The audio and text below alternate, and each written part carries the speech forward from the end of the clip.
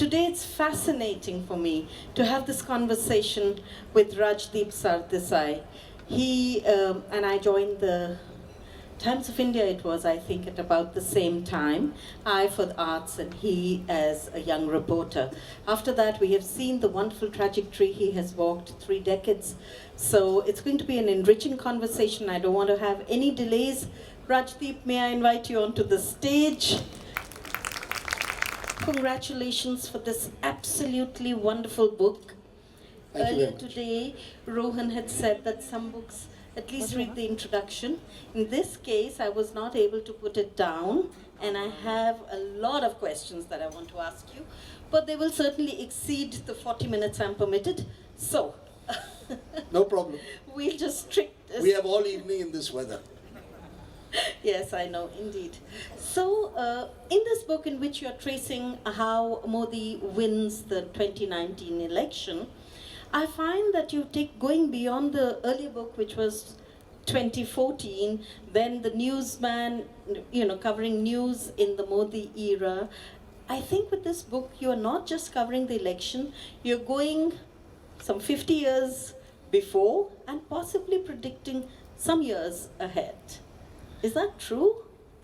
First of all, thank you very much for having me here at Algebra, particularly in Hyderabad. I'm not saying this because I'm in Hyderabad, but frankly, out of all the metros, I find Hyderabad the most embracing. I said it a few months ago when I came here, and it is true. India's capital should have been Hyderabad, or certainly the second capital. And there was a move. If you go back in history, in the 1950s, there was, and that's why the President of India is supposed to spend part of his winters in Hyderabad. But it is so much better located than Delhi. I can't think of a day like this that you'd get too often in Delhi. So first of all, thank you thank you for having us in Hyderabad. Look, I, frankly, am a reporter who lives in a 24/7 news world. So for me, the book provides some opportunity to step back from a universe where today's news is otherwise tomorrow's history. That's the way the news cycle works. I wrote this book, or finished it in October of 2019, and just look at all that has happened in the last 2 months. So I met someone the other day. He said, "Sir, पर आपको अपना book का title अगली बार बदलना पड़ेगा, How Modi Lost India." And I said, what has changed? How do you, just because I think we tend to live so much in the moment that we give very little space to the past and find it even more difficult to look into the future. It's all here and now. So my attempt really was to try and trace this or explore this phenomenon, and I have to call that a phenomenon, that in a way that Narendra Modi and the BJP in a sense have come to represent. Just look at the last decade, Arshiya. If we were doing this conversation in 2010, at the start of a new decade, the Congress appeared the dominant party of India. The BJP appeared a leaderless party, a party in decline. They just lost a second consecutive election. And you almost thought that you needed a new opposition to the Congress. 10 years later, we're now saying, where is the opposition to the BJP? So, in India, frankly, Harold Wilson once said in Britain, a week is a long time in politics. In India, 12 hours is enough. And if you don't believe me, ask Devendra Fadnavis in Maharashtra. He has gone through all the ups and downs in the space of 12 hours. So I think, therefore, I've been very conscious while writing this, that this is a book about a particular period.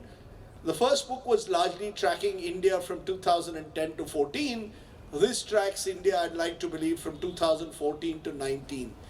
And I think that's all that I can really do. I don't want to look into the future, into the distant future. And I don't want to really look too far back, because I don't know whether the answers lie in, what happened in the 50s and 60s, although some of them do. So it's very much a book about the last decade that we've just gone through, which I think has been a tectonic decade. The BJP was an 18% party or 20% party when in 2009-10, it's now a 38% party.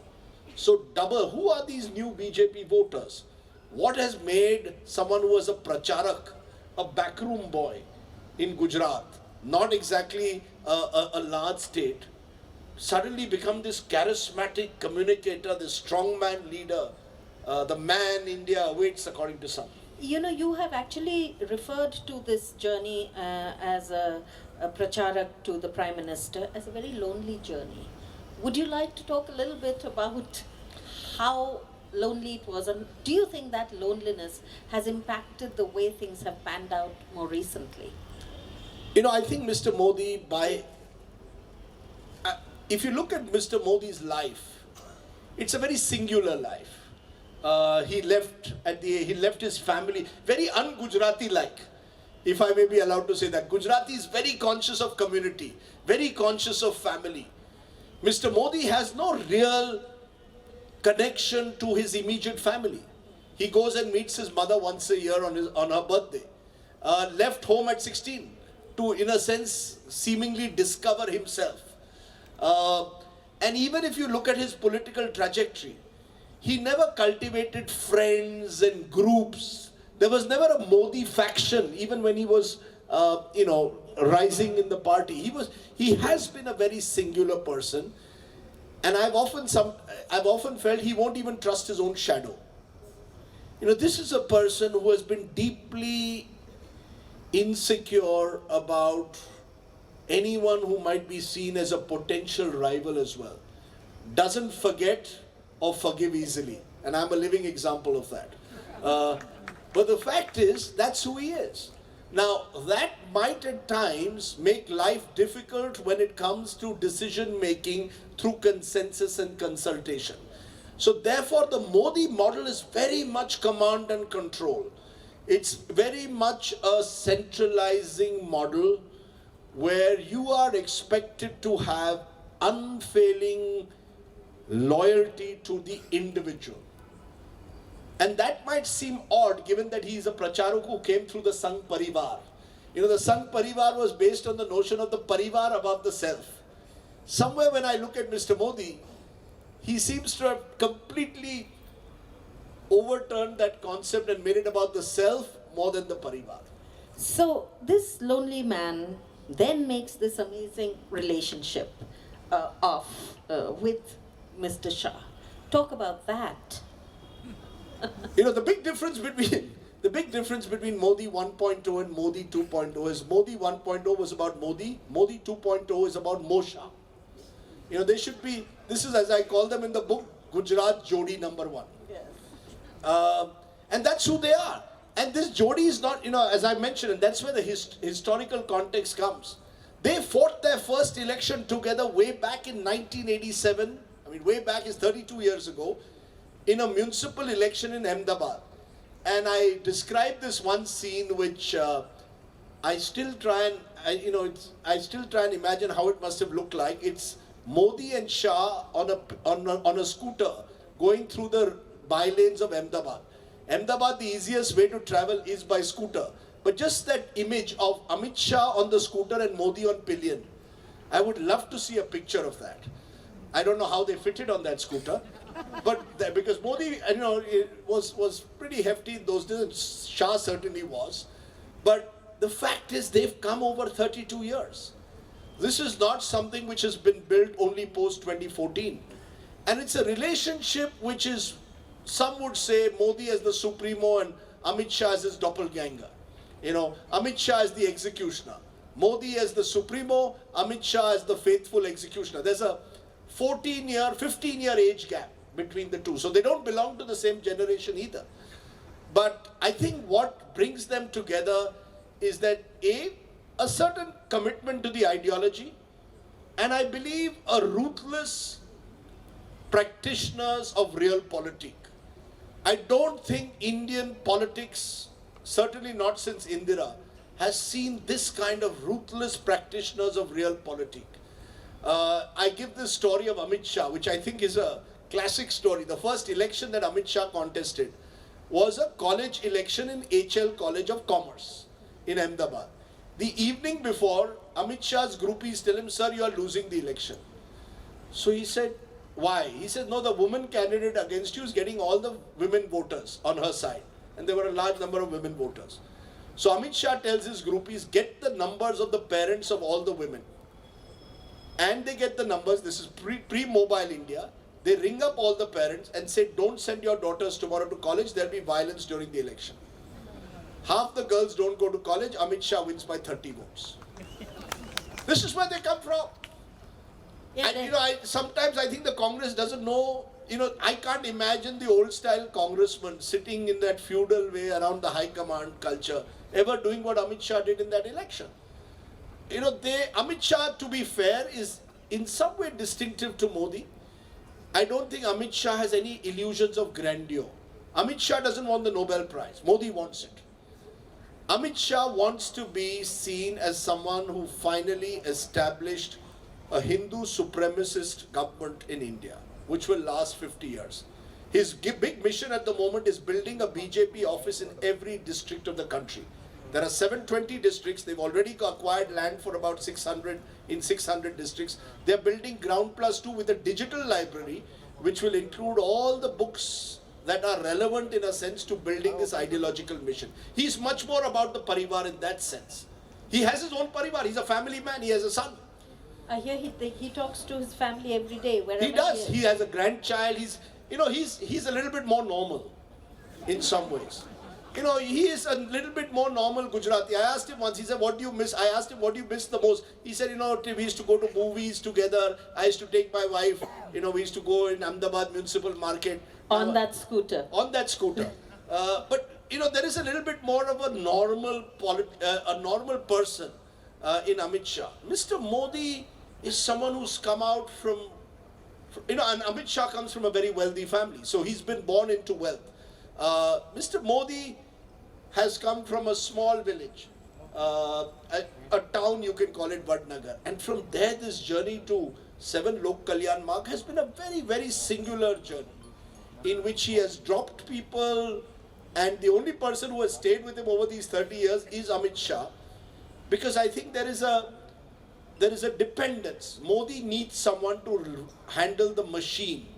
And the BJP today is a machine, probably the most formidable machine that the entire democratic world has ever seen. It is the most formidable machine, and I detail it in the book. Yes. But some of the things will stagger people who run these big companies, corporations. I mean, this is micromanagement, a chief executive working to ensure that every nut and bolt is fixed. So I think it's a relationship of two people. Modi, the communicator, the supremo, Amit Shah, in a sense, doing a lot of the things that Mr. Modi would not like to be associated with directly. So when he was Chief Minister of Gujarat, Amit Shah ran 12 portfolios. Modi would swan in and out of cabinet meetings, give speeches. Modi likes that. Modi is the charismatic, likes to see himself as the charismatic orator, the supremo. Amit Shah does all the nuts and bolts. It's a good cop, bad cop. And they've been doing this for 30 years. And dare I say, they'll do it for a few more years. I think it was significant that when that Citizenship Amendment Act was piloted in both the House of Parliament, Modi was not present. Amit Shah was. And I think the big difference you're seeing in the last 8 months already, since the new Modi 2.0 has come, is just how Shah is driving this ideological agenda. So actually when I made that reference to, I think you're seeing some years ahead, the point I wanted to come to was, are we seeing what is the future?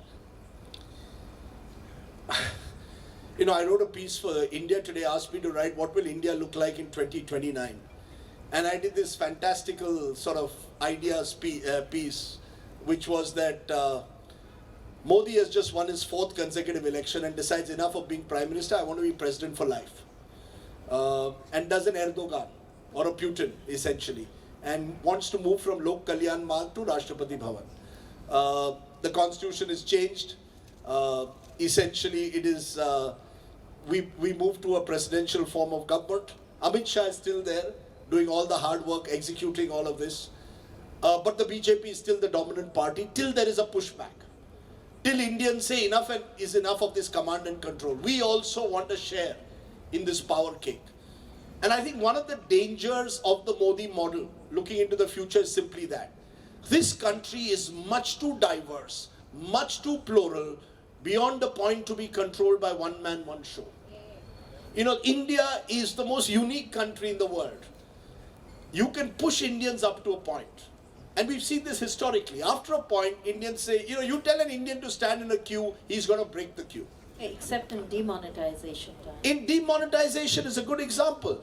But you suffered during demonetization, but people were willing to accept it because Mr. Modi very artfully converted demonetization into a crusade against corruption. It's the old Indian story which an MP tells me, which I refer to in the book, that if your bullock cart is stuck, an Indian is happy so long as in the next lane the Mercedes has a tire puncture. You know, it's almost Schadenfreude, you know, in the way it's seen. We want the other person also, and Modi understood this and I think used demonetization to shore up his image among the poorer income groups, saying, I am going to fix the old entitled elite. That is Mr. Modi's most powerful message. You know, one of the things in this 2019 election that we sometimes forget, the BJP got a higher percentage of votes among poorer Indians than they got among middle class and richer Indians.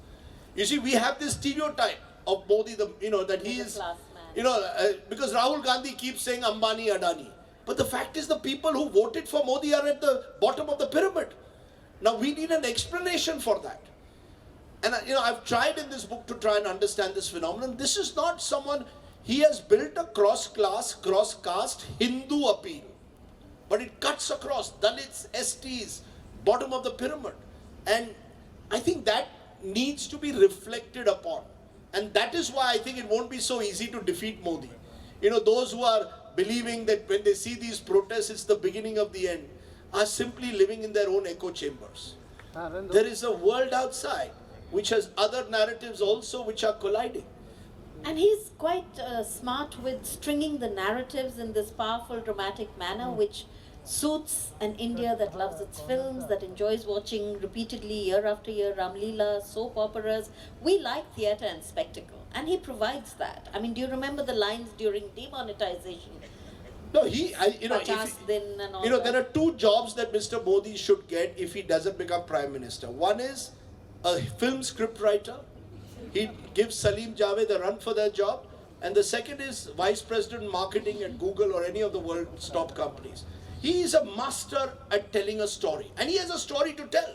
And it's a compelling story. I am the man who's come from Vadnagar all the way here, working my way out. I have projected myself as a karma yogi. I work 20 hours of the day. And I have abandoned my family. I'm there for you. Now contrast it with what the other side has. Rahul Gandhi has no story to tell. Because he represents that very entitled elite. And as I say in this book, Rahul Gandhi has never missed an opportunity to miss an opportunity. You know, and so long as Rahul Gandhi is there, Modi is there. Modi's biggest asset is Rahul Gandhi because that allows him to tell this story. You see, if tomorrow there was another karma yogi, see, let's be fair to Manmohan Singh. Look at how Modi's story, this, as you say, how he's able to spin a story, make everything out to be a spectacle. Manmohan Singh also worked 20 hours a day. Manmohan Singh took no holidays. And the great thing about Dr. Singh is that his family, he has a family, and no one from his family benefited even one bit as a result of the fact that their father was Prime Minister for 10 years.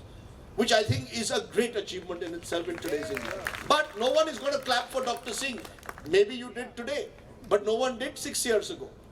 Because Dr. Singh didn't have the art of communication, he didn't have the art of marketing. Mr. Modi is an astute marketeer. So Ayushman Bharat becomes Modi Care.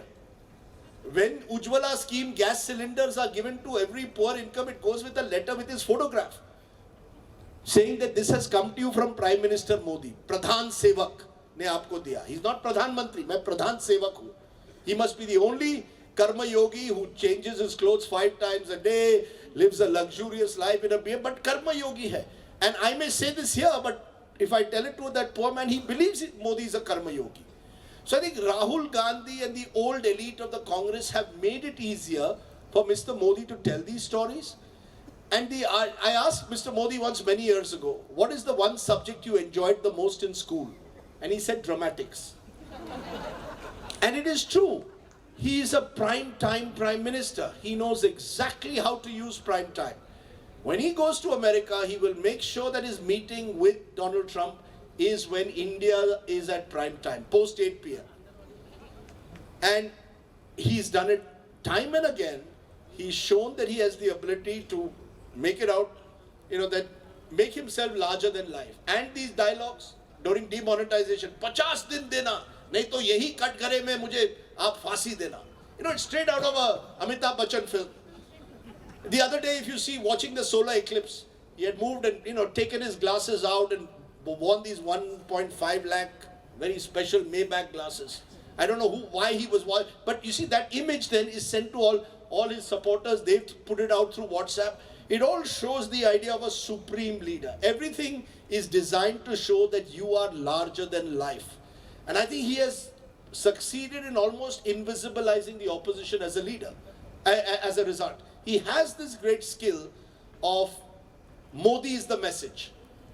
He is the message. What is the story? I am the story. I am the long-term bank deposit. Invest in me. 10 years from now, I will give you a new India, a better India, and achhe din. And people have bought it. So, some time ago, there was a lot of discussion about a jacket that Mr. Rahul Gandhi wore.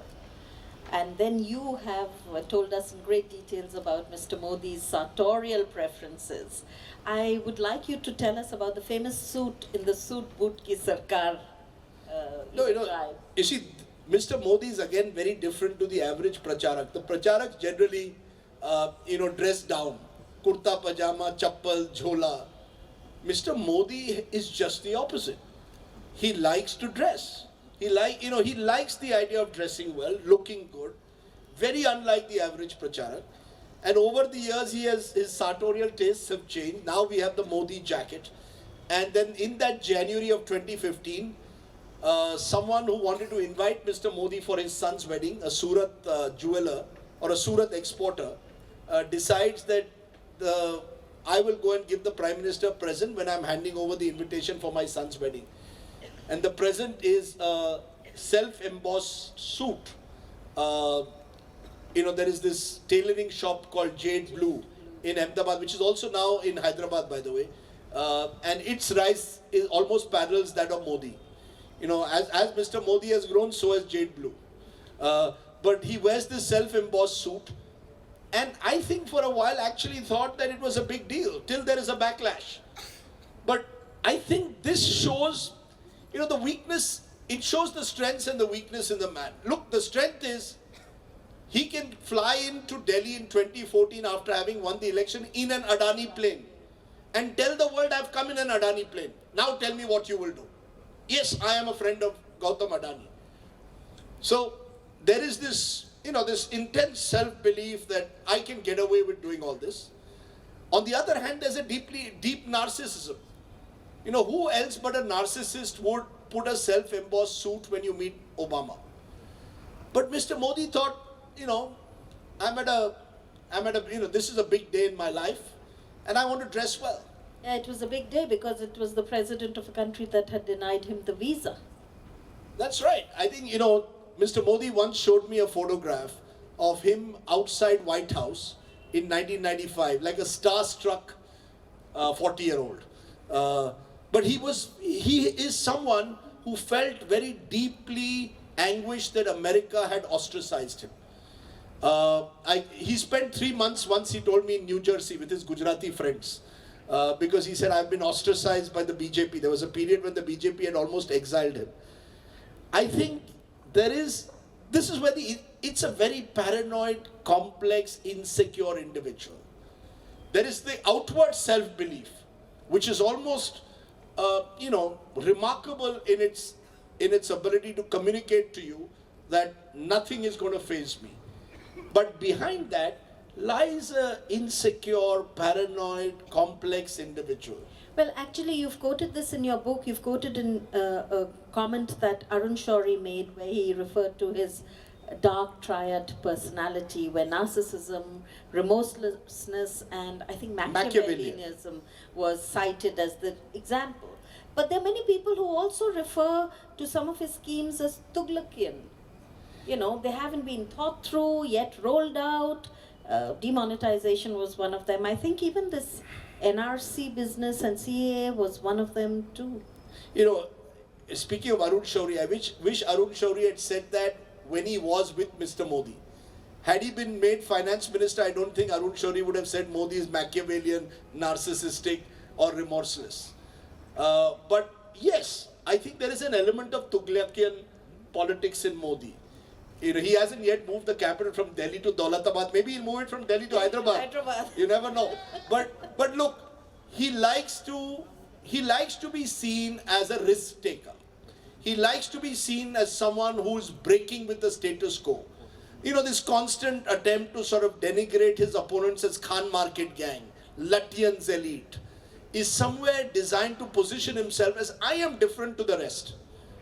My journey is different. I have made a very, very, my trajectory, political trajectory is very different to anyone else.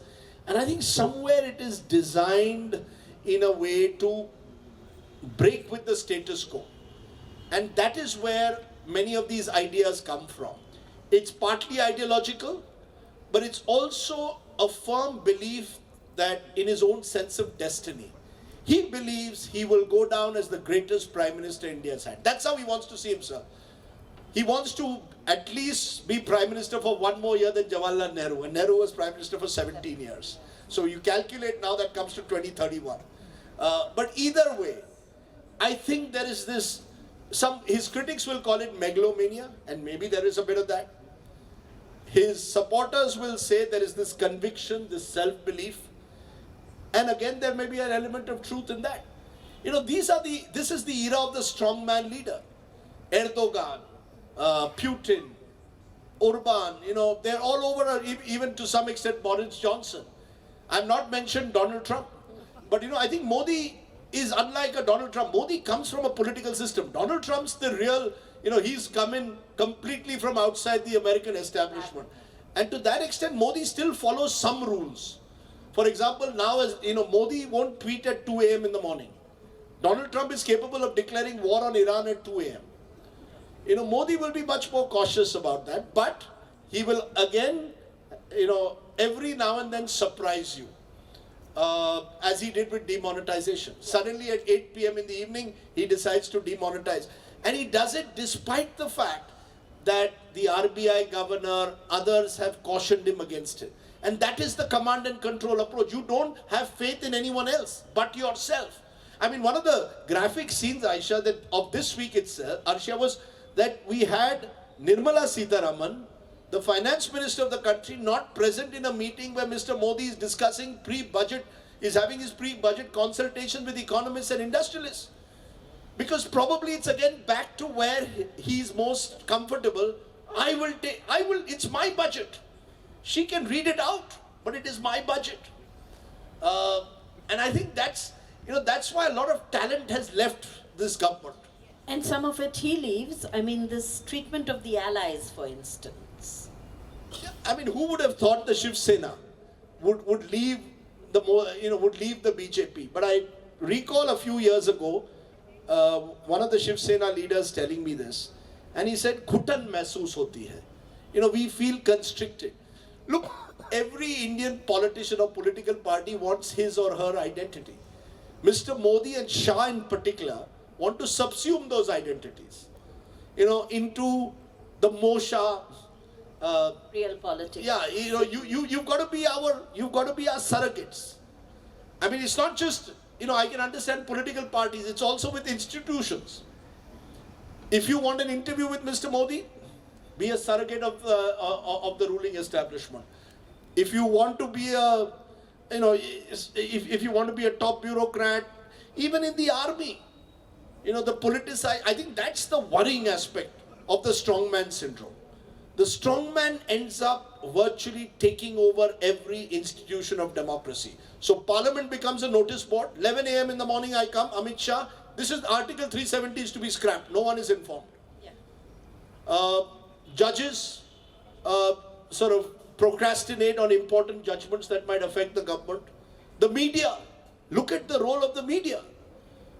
Never before in the history of this country has the media been so supplicant to one individual. I didn't live during the emergency, so it's possible it happened during Indira Gandhi's time as well. But it certainly is happening today. Because once you've decided on a command and control system, everyone has to, bow and scrape before it. So what I find a little troublesome is that there is an economic recession. It was there before the 2019 election. There is definitely a democracy recession that is going on. And yet, election after election, they are winning. Why do they win it? Is it the EVMs? Is it the election commission? Is it the ad men who have been helping him? Is it the film star interviews and the arm eating techniques that they discuss? What is it that carries him through with a two-man team for all practical purposes? Let's put it two ways. First of all, there is a disconnect, I think, between elections that are held for the country and those for the states. We are finding there is a 17% average erosion in the BJP vote in recent elections, general elections compared to state elections. BJP got 58% of the vote in Haryana and Lok Sabha. 3 months later, they get 35%. In Jharkhand, they got 51%, comes down to 34%. People vote very differently for a national election than a state election. National elections have become presidential. You are choosing who is that individual who you want as prime minister. So out of the 543 constituencies of the country, many did not even know the BJP candidates but voted for the BJP because of Modi. 1 in every 3 Indians, as per our post-poll survey, voted for the BJP only because of Mr. Modi. So I think the presidential kind of government, particularly in this media age, where you can create this larger-than-life image, I think benefits Mr. Modi. And that same Modi model now exists in state governments. When I came here to Telangana during the elections 14 months ago, wherever you went, I only saw KCR. He had invisibilized the opposition. So, there are Chota Modis everywhere. I mean, in Telangana, if you tell me you can criticize, I know a journalist friend of mine who was put into jail because they were questioning the Telangana government. And it's true in Odisha, where you don't get government advertising if you criticize Naveen Patnaik. It's true of Mamta. Mamta put someone in jail for a Facebook post about her. We keep focusing on Mr. Modi, but there are Chota Modis everywhere. This strong man, strong woman, many of them also like Modi's singular journeys. Yeah. I guess it's good to be a bachelor or, unmarried today if you want to succeed in politics. Just look at the number of lone men and women who are dominating Indian politics. I think it's the Vivekanand syndrome. You mean the sense of renunciation, the sense of possibly, possibly. But I think Mr. Modi wins, and because there is today the most, as I called it earlier, the most formidable machine in the history of India, of Indian democracy and possibly world democracies at work. The Modi government claims they gave government benefit schemes to 22 crore Indians. Assume they are exaggerating. Assume that it is only 12 crore Indians who got it. The BJP got 5 crore more votes in 2019 compared to 2014. Who is to say those 5 crore voters didn't come from these beneficiaries? And what did the BJP do? They got the names, Aadhaar card numbers, mobile numbers, WhatsApp numbers of all these individuals, hired a private company to set up 160 call centers across India. All these people were contacted, were SMS, some of them were met door to door and told, remember Chunav aa raha hai, Modi ji ko vote dena. Now this kind of, no major multinational would be able to match this exercise. Sarkar and Sangathan have become one. My private data is being used by a political party. Private data that I've given to the government gives it to the political party has given it to a private party called Jarvis in Mumbai to set up these 160 call centers. Now when this happens in the US, it becomes a huge scandal. Cambridge Analytica, it becomes a house inquiry. In India, no one bothers. But that is why I think the machine is so long as the machine is intact, Mr. Modi will always have the edge over his rivals in a general election. But in a state election, the same command and control approach means an increasing disillusionment, a kind of remote control politics, and making the same mistakes in a way that Indira Gandhi made in the 1970s. Mr. Modi borrows he attacks Jawaharlal Nehru, rarely attacks Indira, because he admires Indira. The playbook that Narendra Modi wants to follow is Indira Gandhi. The danger that Mr. Modi has is the same danger that Indira Gandhi ran when you imposed a high command culture on the Congress. If the BJP survives it, it is because it has the RSS. The Congress didn't have an RSS. The RSS will hold it together and one day maybe push back. I know senior leaders of the RSS, senior leaders of the BJP who are saying enough is enough. I thought it was significant a couple of days ago that Murli Manohar Joshi said the Vice Chancellor of Jawaharlal Nehru University must be sacked. You see, there are people, their voices may not be heard at the moment. But I don't know, 2-3 years down the line, if the economy continues to falter, and that's the key. Mr. Modi was voted on the premise of Achhe Din, of double-digit growth, of a 5 trillion economy, of jobs, of 2 crore jobs every. If that doesn't happen, that's when some of these pressure points from below will start sort of like lava gradually comes to the top, gradually sort of spilling over. It will happen. It could happen. I think one other thing is keeping things together, and that is the immense power of money.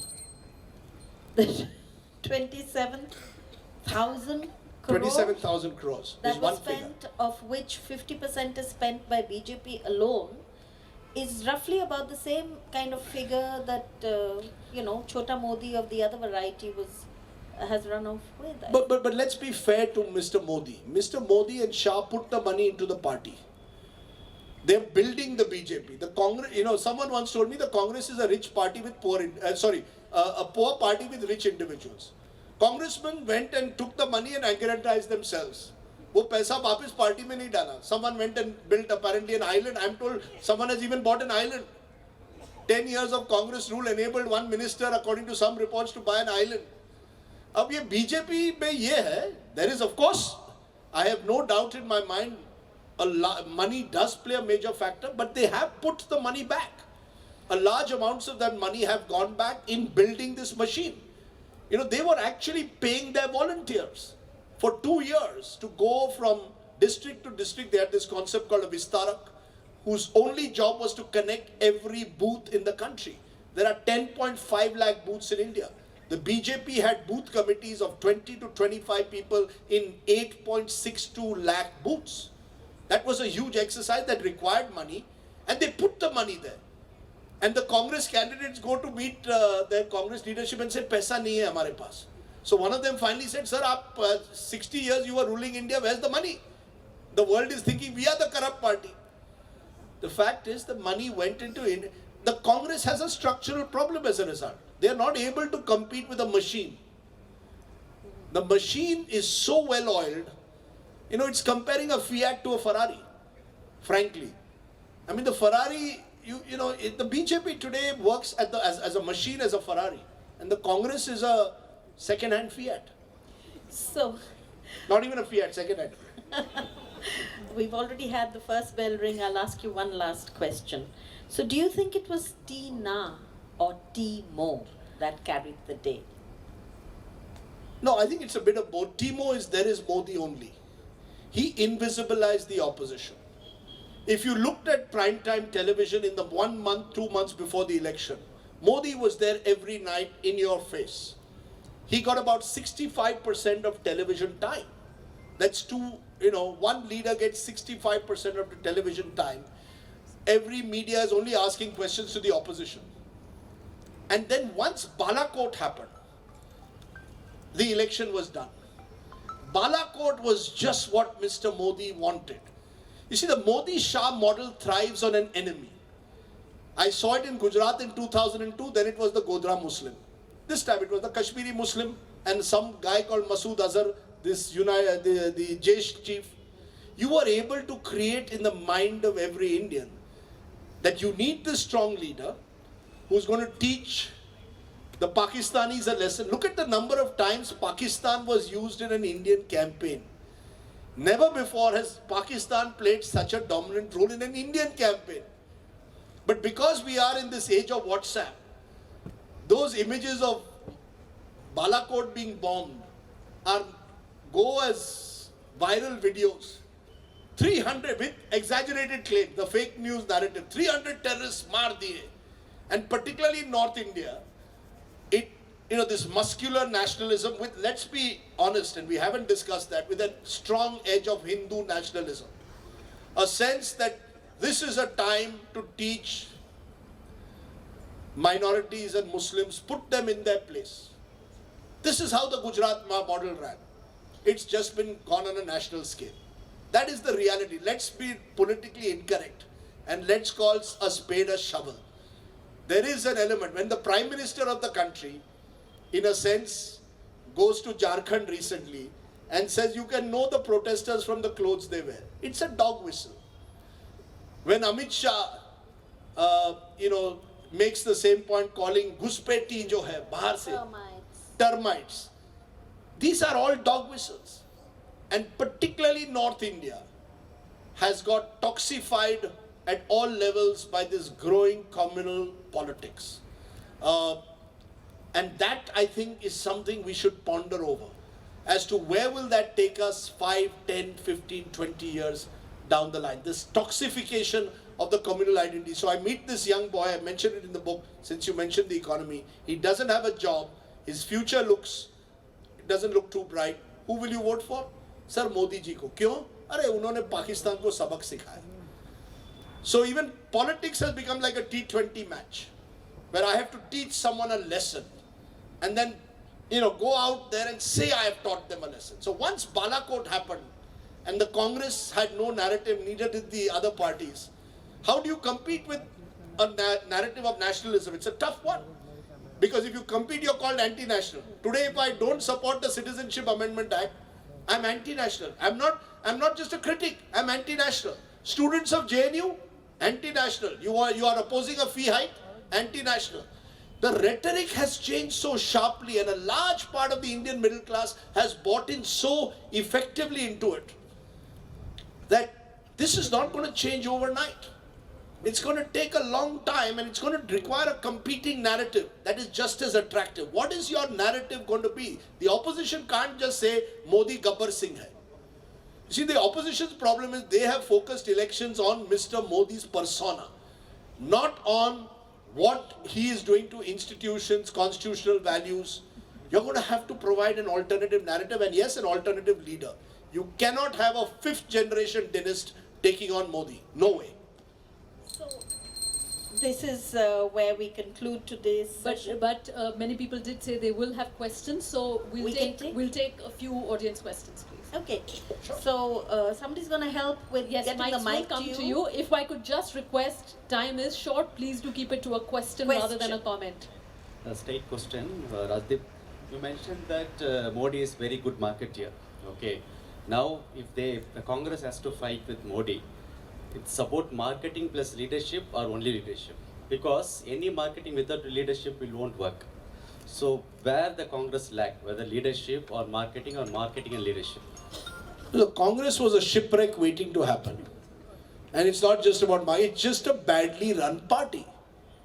I mean, it is an old family business that should be declared sick and sent to the BIFR for reconstruction. Or send it to the you need it, right? So, let's also not say that Modi won only because of marketing. He didn't win because of EVMs. I mean, you can't have the EVM argument that when Modi loses, we are fine, but when he wins, it's because of EVMs. That is not a... So I think the Congress in particular needs to find a new narrative. Young India wants... I believe this country is hankering for a new party. A new party that represents the energies and aspirations of the most mobile society in the world. This is an example around us of what India can be and what India will be. You're going to need someone who's going to tap into those aspirations. May I Does Kanhaiya have it? No, he doesn't. Kanhaiya represents the old India. Kanhaiya represents that old left. I don't think the old left is the challenger to the new right. I think this country simply needs a political party that represents, in my view, a more centrist, inclusive vision. not based on confrontation and conflict. So I don't think the Kanhaiya, the Kejriwal model, Kejriwal had a chance and may still have one more. In politics, you never know. But at least he understands how to take on the Modi model. The Congress has no clue. Yeah, good evening, sir. Myself, Khizar from Marx Media. My question is, you talked about media getting 65%, viewership for that. Then there is another platform like YouTube and all, where we have all these players who are coming up, who are developing themselves, who have reached out to the bottom of pyramid. How do you think whether they'll be developed in the next 10 years to counterattack it, or they'll be crushed, or what's your view on that kind of? See, 2019 was an election fought on social media. Social media has created an asymmetry in power between a WhatsApp group and those in power. The BJP had, in Bengal alone, 50,000 WhatsApp groups. In UP, 1.21 lakhs. Every booth has a WhatsApp group. WhatsApp is the new, Modi owes a huge debt to Mukesh Ambani. By bringing data prices down, everybody today has a smartphone. I don't know what they're watching. Some of them are watching, whatever they're watching. Mr. Modi, the battle will be fought on social media. You need a social media. Modi is the most supreme social media political strategist that I have known. He got onto it in 2008-9. 12 years ago, Rahul Gandhi got onto social media 2016. That too, office of Rahul Gandhi. And someone asked him, why aren't you on social media? No, I want to meet the people I'm communicating with. Doesn't work like that. So I think look at his Namo app. He now has 9 crore people, I think, on the Namo app alone. These are remarkable, staggering figures. So the ability to use social media, digital, it's a huge weapon. But it is the same weapon that will one day bring him down also if he continues in this command and central approach. Because what is to stop these young people as they are from forming groups with no leaders? And that's what's happening.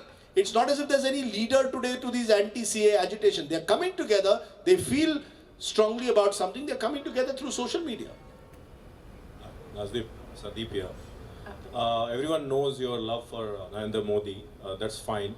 In the entire discussion, I felt that it was more of a Modi, bashing. Are you going to say that in the entire 6 years, he has not done any good job? In entire narrative of yours, I was not sure whether you're promoting your book or, so there was 99.99% you bashed Modi, that's fine. That's not true. No. Okay. Can you tell me what is the good Modi has done in the last 6 years? Are you saying Modi has not done anything good as a Prime Minister? The 22 crore beneficiaries are actual beneficiaries, many of them. As I said, you can exaggerate the figures. He has used technology, direct cash transfers, to reach out to a number of people who are denied those same benefits. Today in the thing, when I say Rahul Gandhi has never missed an opportunity to miss an opportunity, you won't say I'm bashing Rahul Gandhi. You will pick on certain elements of what I have said about Mr. Modi's personality to say I'm bashing Mr. Modi's personality. The fact is, Mr. Modi has been able to build an element of trust. And trust doesn't happen overnight, with a large number of people who are convinced that the Modi model, however flawed at one level it may appear to be, to some, is a model which will guarantee a sense of leadership, a sense of connectivity between leader and the voter. And Mr. Modi has been extremely successful in doing that. The Jan Dhan, many of these schemes are Congress schemes also. He has packaged them better, ensured that they touch the people, the genuine beneficiaries. Look, I won't vote for Mr. Modi simply because of marketing. I am also voting because there is a sense of belief and trust that I have built. But my point is, there are also weaknesses in the Modi model. And I think it is important to recognize those weaknesses as well. Mr. Modi's model is a model which is based on an individual-centric approach. It is not as yet based on building collectives. So for example, what Mr. Modi has done with the banking sector is to be lauded. He's taken some strong steps. Some of the acts, the insolvency code that has come in is a strong positive step of the Modi government. Mr. Modi's moves on solar energy, which very few people know about, has shown some results over the years. But I think it is still work in progress. And I'm not going to judge Modi at 2019, but yes, in 2024, just as we judged Dr. Manmohan Singh, I think Mr. Modi needs to be judged a little bit more critically. You know, a lot of the promises have not been met on the ground. Let's go through all the promises Mr. Modi made in 2014 and let's see how many of them have been met in 2024. And then if you still say that you are, anti-Modi, that's unfair. I think that in your question lies my problem. We are dividing India between anti-Modi and pro-Modi. The individual divides us today. You are either you want him to be deified or he has to be demonized. I don't want to do either.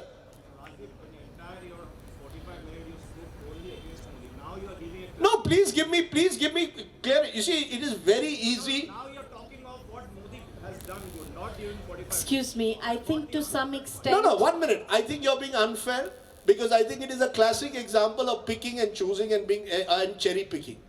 You can cherry pick whatever you want. The fact is you are dealing with a complex individual in an extremely complex country. I have accepted that there is a winning machine. I am accepting that there is an individual who has the charisma to pull in crowds. But I also point out to the weaknesses of a highly centralized model. Now you don't want to listen to the weaknesses. That's the reality. Because you are part of what I call the bhakti culture. We have become either bhaks or we have become critics. We do not want, that is, we have divided India into them. Families are getting divided. Neighborhoods are divided. That is the reality. And this is the politics of polarization. Now you may think that it's time to move away from that. But the reality is I'm not polarizing. The politics of polarization is done by our leaders. And it's people who unthinkingly, uncritically follow a leader. This country's greatest strength, as Ambedkar said, is to go beyond hero worship. But today you are caught, or not you, meaning the large numbers of people are caught in hero worship. So you think Modi has enhanced India's image abroad. Please see India's image in the last 4 months abroad. And tell me, has India's image been enhanced? Please see the neighborhood. Please tell me where we stand in the neighborhood. Now, are these questions to be asked or not? Or are we going to be on this endless, constant deification of an individual when democratic institutions are being squeezed? Should the Prime Minister not express a word for when students get beaten up? Not one word comes out. Why? You tweet on everything else, but you can't tweet on that because it will show your weakness. Now, if I say that, you will say you are anti-Modi. I am going to do that. I am going to be a mirror. The emperor is not an emperor who is fully clothed. There are parts of the emperor's clothes which need to be shown to audiences. Now this book is and one of the dangers I had while writing this book was that I realized that I had this image in the eyes of people like you that I am anti-Modi. So I made an extra conscious effort to try and stick to the narrative. I said I will leave it to intellectuals to decide whether, what Mr. Modi will do 10 years from now. So it's as honest a recount. As someone once told me, a congressman told me after reading this book, sir, आपने राहुल गांधी को बहुत कोसा है. मैंने कहा आपको 50 seat मिली, उनको तो 300 मिले. So Modi is the hero. Nobody doubts that he is the hero of the book. However, every hero also needs to be assessed objectively. And the objective assessment will show that you have used the instruments of power at times to polarize, to divide, to also make missteps. You may think demonetization is a great step. I think it was a misstep. But we can debate that without calling each other anti-national. I think there was one final question, or rather we have time for one final question somewhere at the back. Yeah, hi, this is Namita. Very good evening, Rajdeep. Well, my question is about your book, because we've been hearing you from the past 30 minutes and very intriguing conversations. My question specifically is that you talked about leadership styles, you talked about marketing strategies, you talked about vision, right? My question specifically is, what is the message you want to give out from your book? Well, that's very important for us to understand and culminate this conversation. My book is about explaining how Modi and Amit Shah have built the most formidable election machine, I believe, in the history of democratic India. What that machine has done, how elections as a result have completely changed, and how India has changed. This is not the Nehruvian India. Now we can argue whether that India was good, bad, ugly.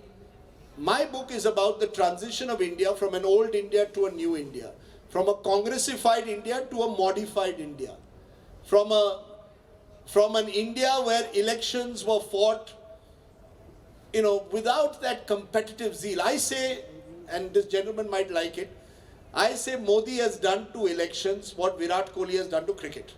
You can't play for India today unless you are supremely fit. You can't fight Modi unless you have a supremely fit machine now. And my book is trying to tell you how this machine was built and how this machine has been built over a sustained period of time to where we have come now. I don't want to predict the future because I think the future is something it's best left for historians to tell us 10, 20 years from now. We are too close to the events to know what impact will the Citizenship Amendment Act have? What impact will Article 370 have? When people ask me what will Article 370 scrapping do to Kashmir, I said I don't know, it's only 4 months. We don't know where Kashmir will be 8 months from now or 8 years from now. So this book is if I may be allowed to use the word, an honest, objective assessment and a story. I've tried to tell a story. I'm a narrator. The story is about how one man comes from the outside, takes over India, captures the minds and hearts of millions of Indians, and how he and Amit Shah built this formidable machine, and how the opposition is unable to, in a way, react to it. Where did they go wrong, and where did these guys go right? So it's a story of elections. In America, after every election, they write 30, 40 books. In India, we write 1 or 2. And I think it's important to write it so that 20 years from now, people will look back at this era to find out what happened. I grew up in the 1970s. The 77 election was a defining election. But there is very little written of how the mighty Indira Gandhi was defeated. Similarly, I think it's important to recognize what is this Modi phenomenon about, how has he been able to build this connect, and what are the pitfalls and what are the strengths of the Modi model. On that note, I think this is the right time for us to end this conversation. I just want to mention that the book is available at the end of the lawn. And if you would like to pick it up, please do so. Rajdeep would sign it. I can vouch for the fact that it made for an unput-downable book. I read it at one stretch. So thank you very much for your attention and your questions. Thank you, Rajdeep. It's been a pleasure talking to you.